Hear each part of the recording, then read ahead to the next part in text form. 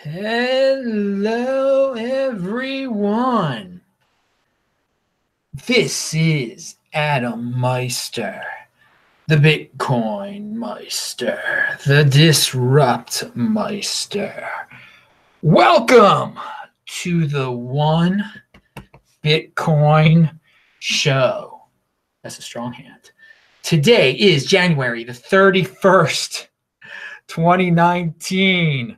Strong hand, long-term thinking, value your wealth in Bitcoin, offended by selling. Be a unique beast, unconfiscatable. All right, everyone, check out the links below. Everything I talk about in this video is linked to below. DisruptMeister.com, TechBalt, TechBalt. All right, this week in Bitcoin tomorrow, 8 a.m. Eastern time. That's 1 p.m. in London. We got 3 exciting guests. I'll leave it. It'll be a surprise who they are. I know who they are. Hopefully they'll all show up. It's hard to do a show at 8 a.m. Eastern time. I will tell you that. But I'm in Tel Aviv, Israel, so I got to do it. Because I got to go to shul once the sun goes down on Friday. Pound that like button for Shabbat Shalom. All right, moving on. So Friday's show will be great. But then Saturday, there's going to be another awesome show. We're going to go beyond Bitcoin and talk about a crypto dividend. No, it is not BHEX. Why are you people thinking it's BHEX? I said we are debuting a new crypto dividend that has not been mentioned anywhere yet on Saturday at 3 p.m. Eastern time, 1 p.m. Mountain time, like in Denver, Colorado. And it's again, I like it's an airdrop one. I like crypto dividends because you're rewarded for holding your Bitcoin. I love it. You get some new altcoin, you turn it into Bitcoin, bam, you got more Bitcoin. Remember, the name of the show is the One Bitcoin Show. So if you get some free crypto dividends, you turn it into Bitcoin, all of a sudden you got 1 Bitcoin, you're well on your way, baby. All right. So yeah, that's Saturday's Beyond Bitcoin show. Then Sunday is going to be another special show. Maximo is coming on from Venezuela. Juan Galt will also be on. So we're going to talk a lot about Venezuela on Sunday on this very channel. And that will be at what's that? I think 3:30 p.m. Eastern, something like that. I'll remind everyone as it gets closer. Something 3. It'll be before the Super Bowl. Don't worry. It'll be right before the Super Bowl on Sunday. We're going to talk about like real life stuff in Venezuela as all of you, as so many people get drunk and fat in the comfortable America, watching the Rams and the Tom Brady's play. There'll be people in Venezuela dealing with real life because they need the Bitcoin down there. All right. So, moving on. First thing, I've got so many notes here about, Sunday show, Saturday show. Oh, and about Saturday's show. Again, I said the people who are putting on this crypto dividend, they're in motion. And I hooked some of them up because 3 of the dudes know me. I had met them personally.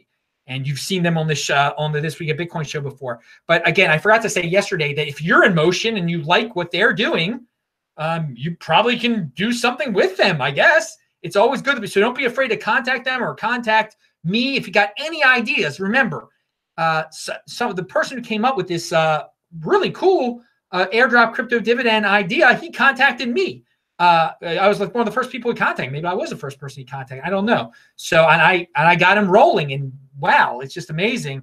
And so if you've got good ideas, you tell me. I can put you in touch with people if you're a good person. I respect people who are in motion and people that I've conversed with online and who've been on the show and who I've met in person. You get a feel for people after a while, after you've gained some wisdom and experience in life. Now I'm not wise, like my father was wise, and a person over 70, over 60, over 50, that's wisdom there, But hopefully I'm on my way. You make mistakes, you learn your lesson, you gain some wisdom through it. All right.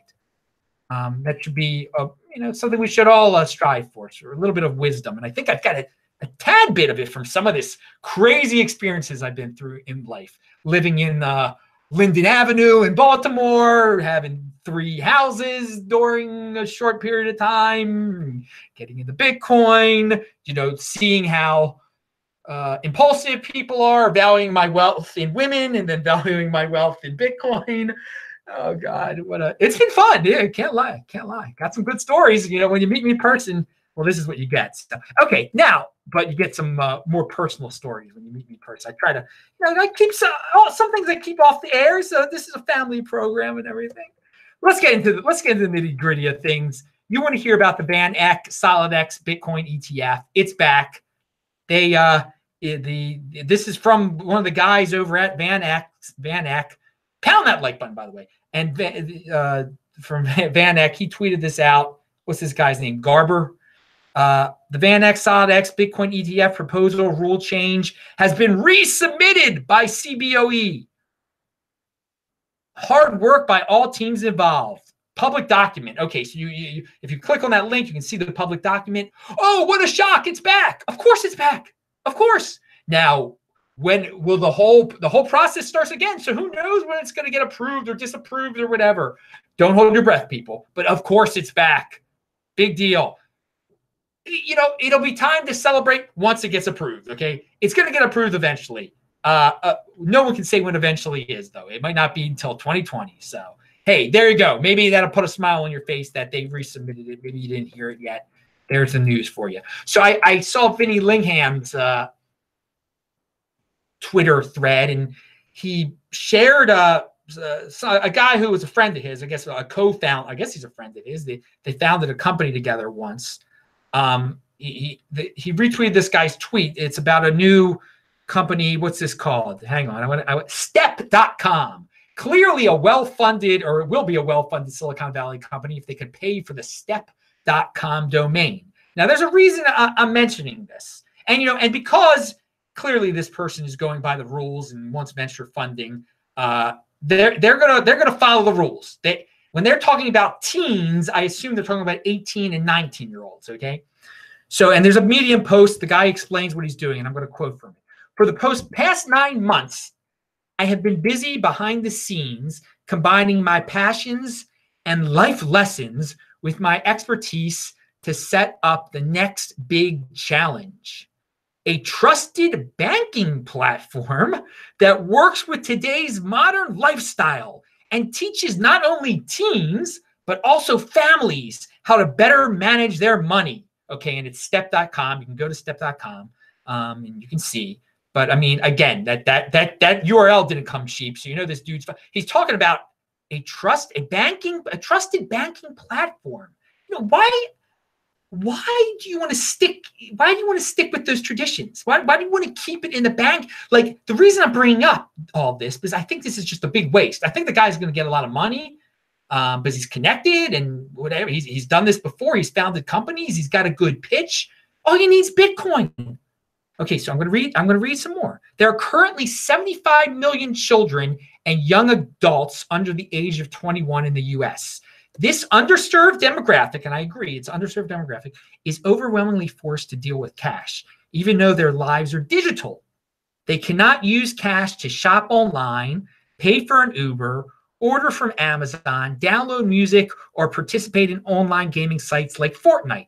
The ability to transact and have access to your money instantly is essential, as checks and cash become less relevant in today's digital world. Well, dude, why don't you just tell, I can appreciate that this guy wants to, and if you read the whole post, he wants to educate people to not make silly financial mistakes and not get credit cards with 35% interest rates.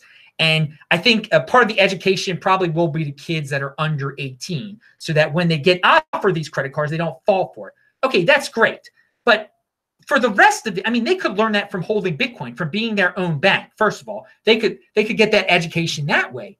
But I mean, if they want to play video games online, or if they want to buy things from Amazon or go to Uber, I mean, they get some Bitcoin. I mean, you don't need, you're keeping them in the old model. You're keeping them in the credit card banking paradigm. Why? I don't know. I mean, again, I see the unbanked as being people under 18. If you're 17, if you're 16, if you're whatever, I think you maybe can have a bank account if you get your mom's name on it. Again, I have alluded to when I started college, I was 17, so my mother's name is still on my banking account to this very day. But I think to avoid such nonsense, you just be your own bank. I think it's going to be a beautiful world when there's a bunch of 17-year-olds out there that are their own banks because of Bitcoin. And I think that's, and that's, you don't need venture funding or an expensive URL or, a nice office in Silicon Valley to convey that message, to teach people. You just need Bitcoin. Bitcoin solves all the issues this guy is talking about. So it's interesting that Vinny retweeted this. I think because the guy's his friend and was his partner in another business. But again, I think there is, do people still start college when they're 17? I don't even know anymore if that's a thing anymore. If it's even rarer to, it's not as common as it used to be, probably. I can assume that people love to start their kids. All these moms want their kids to be the biggest and the oldest. They don't want them to be the youngest. So they hold them back grades and everything. So I don't know how many 17-year-olds start college anymore, but that is a perfect target audience, target demographic for Bitcoin, because they're not going to be able to open their own banks right now. They're going to be able to want to have some financial freedom and not have their mom sign a bank account or get permission from their dad or whatever. I think that this is going to be, again, we've talked about the unbanked in the third world. I think about the unbanked, and I learned this, I forgot, I mentioned this on the show before. I think about 16-year-olds and 17-year-olds, just, being busy, being able to be businessmen. If they had Bitcoin, they could start selling stuff for Bitcoin. They don't need a bank account. They don't need their mom or dad's permission. And again, 17-year-olds go off to college, I think, still. I was one of them once. So there you go. So I combined a lot of things into that. I guess good luck to Vinny's friend. Maybe you should just, just encourage people to use Bitcoin. But again, hey, personal responsibility is a new counterculture. That guy was able to raise a lot of money from Silicon Valley people, have a nice office wherever, in Palo Alto, San Mateo, wherever. Good for him, I guess. I'm going to go with spreading the Bitcoin word. Again, techbalt.com, disruptmeister.com, TECHBALT on Twitter. That's me. Bitcoin Meister on Bitbacker and Steemit. All right. So yeah, on yesterday's show, I talked about another popular topic in Silicon Valley, worrying about women in tech, women in Bitcoin, minorities in Bitcoin, minorities in tech. Stop worrying about who is talking the talk. It doesn't matter. It's not going to make that much a difference in your personal life. If you pay a lot of money to go to some conference where someone's paid a bit of money to what sex they are or what race they are, if they're talking about some ICO, that's like, you got to make sure you're walking the walk and that you have Bitcoin. Bitcoin is walking the walk. Worrying about who's talking the talk, who's talking about cryptocurrency, who's talking about ICOs, who's talking about tech, that is not productive. So walk the walk before you worry about who's talking the talk. And trust me, it's better just to walk the walk, hold the Bitcoin, and let other people worry about who's talking about Bitcoin. Okay, because I do wonder if some of these people complaining about the demographics of Bitcoin, if they even own any Bitcoin. That's how you make a big difference. You encourage people to be their own banks, to control their own private keys. That helps. Ladies, people from Greenland, people from wherever, everyone's got an opportunity to buy Bitcoin. And there's nothing holding them back from buying Bitcoin, especially if you're in the Western world. There's very few obstacles. You can get yourself on Bitcoin. So is it better to attend a speaking gig in San Francisco and pay like $200 to see some lady talk about Bitcoin, or is it better to own a fraction of a Bitcoin on your way to owning one Bitcoin? I think you got to prioritize here, people. Let's get people owning Bitcoin, not worrying about who's talking about it, because there's nothing, and I encourage ladies, if you feel like you've been discriminated against and you can't talk at a tech conference, buy Bitcoin. You'll get the last laugh. You will get the last laugh. Trust me about that. If you think you've been discriminated against, or if you have been discriminated against, Bitcoin because Bitcoin can't discriminate against anyone, and it fights against discrimination, in fact. So there you go. So we're talking about, I mentioned ICOs and cryptocurrencies and altcoins. Why don't we have a flashback to, I think it was 2017, when people were telling me, NEM is this awesome Asian or Chinese coin or something. It's the flavor of the month of some month in 2017. Oh, I remember it. It was before IOTA. And after, who knows? I don't know what was the flavor of the month before NEM. There weren't too many flavors. And after Veritasium. So, yeah, CoinDesk, again, CoinDesk has this title in an article, NEM Foundation nearly broke, plans layoffs and pivot. And in the article, it says, and this is what the important part is, there's not a whole lot of people working on this platform. Even though it's easy, the community isn't really there unless you go to Japan, the developer said. We need more developer traction on this platform. Okay, so yeah, that's what happens to flavors of the month. They have people don't actually use it, and then their foundations go bankrupt. And again, I know the foundation isn't actually NEM, but since NEM is centralized and the foundation, they've got some similarities. You can read the article if you want to, but the flavors of the month are going to keep on coming, and they're going to roll in a lot faster once the newbies roll in again. Again, we're in terms of fiat, people say this is a bear crypto market. It's all cyclical. We'll see the wildness again. There will be some wild flavors of the month.